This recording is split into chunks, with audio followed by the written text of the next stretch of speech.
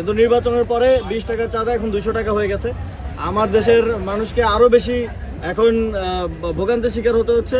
যেই মানুষটা 300 টাকা 400 টাকা ইনকামই করে, 500 টাকা ইনকাম করে দিন আনে দিন খায়, তার পরিবারে 4-5 জন সদস্য, তাদেরকে তাদের চিকিৎসা, শিক্ষা, তাদের ভরণ পোষণ করতে হয়। তার থেকে যদি তার এই কষ্টের আয়ের 200 টাকা 300 টাকা 500 টাকা চাঁদাবাজি করে নিয়ে যায়, তাহলে এই আসলে খুবই দুঃখজনক এটা। এবং একটি দল কতটা দেউলিয়া হলে তাদের নেতাকর্মীদেরকে পুরোপুরি চাঁদাবাজি ইকোসিস্টেমের উপরে তাদেরকে বসবাস করতে হচ্ছে, তাদের জীবিকা নির্বাহ হচ্ছে জনগণ থেকে চাঁদা নিয়ে।